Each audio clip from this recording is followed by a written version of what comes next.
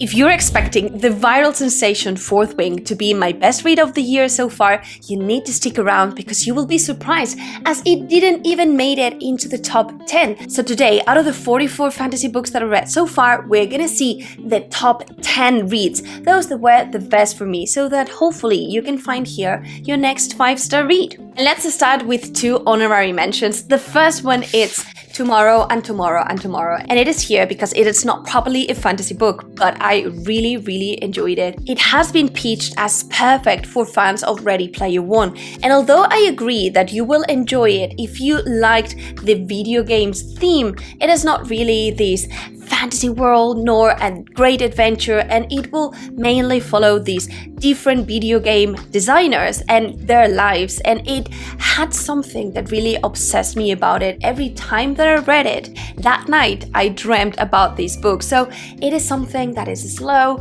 but at the same time it's a very haunting read in a way, and I really enjoyed it. And the second book here, it's The Will of the Many, which I'm just around 33%, but I am loving it so much. I am sure this will be one of my best reads of the year, so I wanted to just quickly squeeze it in because you really need to pick it up, although I haven't finished it, but reviews are amazing. It really has a similar taste to Red Rising, and it is truly mesmerizing. I am already resenting having more plans and not being able to read as much, so definitely a good quality for a book. But let's get into the top 10 list, starting in the top 10 with The Last Quantista. This book was recommended by Murphy while thinking on what is the best book to beat a reading slump, and I agree this has something that really haunts you from the beginning, and it was really a beautiful and sad and emotional and cute and beautiful experience. And we will be following the story of Petra. She is a young girl and she is part of this selected crew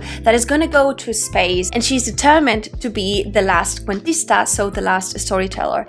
And you know, the story unfolds, but it is in theory middle grade, but to me it was really emotional. There were very dark moments and it just made me feel so much. It is written in a way that it's deeply beautiful, and from the beginning, like the first pages were so unique. I really was transported to another world. So if you're looking for something leaning more towards the sci-fi side, I really believe that you will enjoy it, and it's also very quick and it's very short. In the top 9, we have Manacled, which is fun fiction for Harry Potter, and I am very surprised that this is one of the best reads for me this year, especially because I'm not a huge fan of Harry Potter and I've never read fan fiction before, and this is a blend from The Handmaid's Tale and the dark romance that Draco Malfoy and Hermione can have. And the result, it's really a story that it's very chunky. It is 800 pages long, but it reads very fast because it's mainly dialogue. And the premise of the story is that the Order of the Phoenix has lost the war, Voldemort is ruling, and what happens afterwards as only Hermione has remained alive. It is very dark, it is very sad. Please check the trigger warnings, but it is really very good. It makes total sense to me that the story unfolded this way. It is a little bit more realistic in a way, and it has broken Harry Potter to me. So if I've teased you to read it, let me know down below. I 100% want to know. Then to the top 8, we go to another dark and weird story, in this case with Gideon the Ninth. Really believe it can become one of my favorites of this year if I keep reading this saga. It has so many elements that I really enjoyed. The premise of having different necromancers in space, for them to have different trials, tournaments, the characters are queer, they are also really unique, they are nuanced, they are grey, and they are pretty hilarious, pretty cheeky. All of that made for a great combination. It is not necessarily a story that I can really explain, and there were lots of stuff that are placed strategically so that you don't really understand what is happening. But really, I was surprised on how much I love this. I really was rooting for the characters, and also the narration of the book. It's pretty good if you want to give the audiobook a try. In the top 7, we have Tress of the Emerald Sea by Brandon Sanderson. This is secret project number 1, and even if it is not the best Sanderson for me, because I felt that it lacked a little bit of that Sunderland at the end. It was a really enjoyable read. It is a happy book. It is a comfy, cozy story. Hoyt is narrating this story, and he's doing so in a way that it's fairly whimsical and fairy tale-esque. Sanderson is testing different voices for Hoyt, and this one was hilarious and very light-hearted. And we will be following this world that it's fairly small, but that has different seas that are actually not made of water, but you can sail them. The tricky thing here is that if these seas get some water, then crazy creatures or stuff comes from it and are very dangerous. So it's a story about pirates, about defeating this terrible evil, and in essence is a twist from The Princess Bride, where the main character will need to save her love. In the top 6 we have Sword Hat by T. Kingfisher. So this is a story that has the perfect elements if you want something quick, fast, that it has very charming and charismatic characters, that it's hilarious, and at its core is a very solid story set in a medieval setting. And we'll be following this main character that just discovered that she has inherited this sword. And when she wields it, it seems that there's a knight that lives within the sword. And what's the mystery around it? It's something that we will get to understand throughout the story. But she is like, cool, I can use this to my advantage because now I'm in a terrible position. It is great to see how she starts this quest of liberating herself to gain her own position, and overall how are the dynamics between both this woman and the knight and these different characters that we meet along the way. Definitely a cozy and happy book. In the top 5 we have Dreams Lie Beneath by Rebecca Ross. This is a young adult standalone, and I am very surprised about how much I like this story. The premise is fascinating, and I was compelled to keep reading, to keep listening to it, and I wasn't able to stop. I really was very mad about having all the responsibilities, and it is magical. It was whimsical. At the same time, it had this great character, and the main premise is that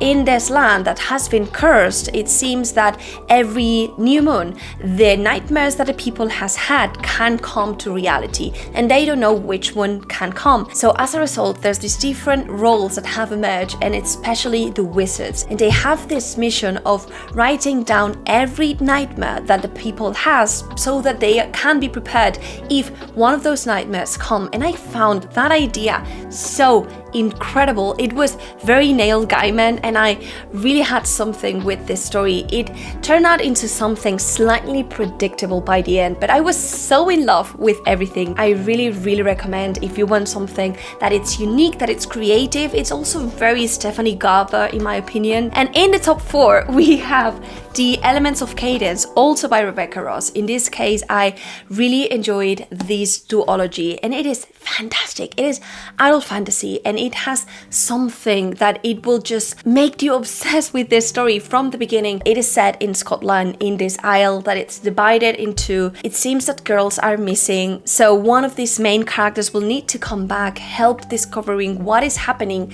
and he has the special ability of having magic based on music, and I found that really beautiful. There are different spirits in this land. We will be following adult characters, and the story of these characters and how they evolve and the arc that they have, I thought it was great. I loved it. It was one of the main things that I loved the most, how these characters went from very raw and not really likable to characters that were able to sacrifice to find the good, and it was just perfection. But let's get serious now, because we are entering in the top 3, and let me know right now down below which were those best 3 reads for you, or the best 2, or the favorite.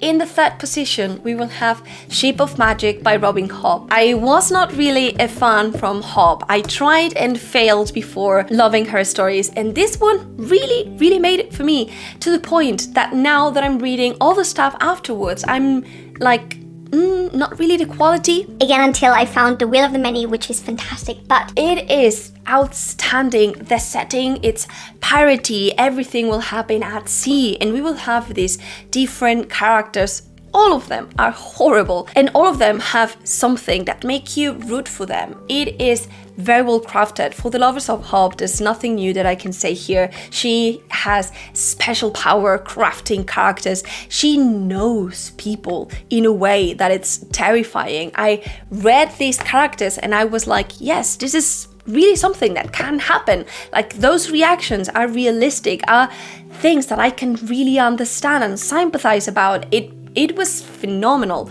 Also, the story, the idea of having these ships that need 3 generations of people in one family to die in them, for them to be alive, to be quickened, and then for them to be almost as real people. It was mesmerizing, and how you see that the story unfolds, these different perspectives. It was really great. It is fairly slow, but what you read always is interesting. So it is not something that will bore you, at least it didn't with me, and I cannot wait to keep reading, seeing how the story unfolds. I am very scared of how everything will unfold, and I just kind of don't want to read in case I end up hating this story or for the characters to be really destroyed.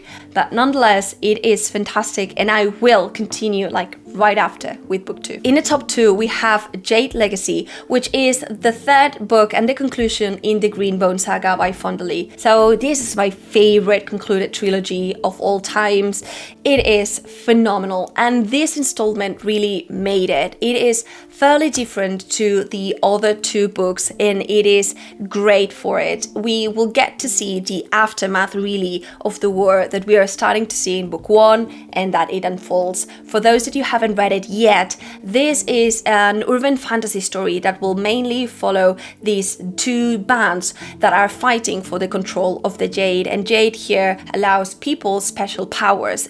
The thing is that we will get to see really the dynamics of one of these bands and how this clan is a structure, how there's a lot of strategy, a lot of politics, a lot of war, and a lot of emotions, family drama. Each book has at least one scene that made it for me like, wow, perfect, and like tears. That is not something that I believe every book manages to score, and the 3rd book especially, it is something else. It is the perfect conclusion, even if it was really hard and emotional to read. And in the top 1, let me know if you haven't already, which was your best book of the year. But we have here The Justice of Kings, and also his companion book 2, Tyranny of the Faith. Very surprised about this, but I just was so obsessed. Very, very solid, very good. I heard about it everywhere, and I was like, maybe it's a little bit dark for me, but it was the right kind of dark. It is set in this Witcher village setting, at least the 1st book, and it is very political, very religious, and that plot, how everything is woven, it is so good. The stakes start being high, but it just went to a point in which are incredible, outstandingly high. Like, you need to read, you need to know what happens. The magic system that happens here, it's also very, very mesmerizing. It relates to death, and it seems that you can have this elden magic that certain people it's able to convey, and part of that power is that you are able to convey the truth of other people, but you can also talk with death and move things, and things will move in a way that it's very fascinating. It really has very nuanced characters as well. They were fleshed out in a very nice way. Also, they are not super long for what we can have in fantasy. So if you're looking for something that is reasonable in size, that have the perfect blend of action but character-driven story, also with a pretty gloomy dark setting but with characters that are complex, nuanced, and a great magic system, look no farther. You have it here. Right, let me know down below what are your thoughts about these books. I cannot wait. And also, what are some reads that you have planned for the rest of the year? Cannot wait to see what you come up with. Bye!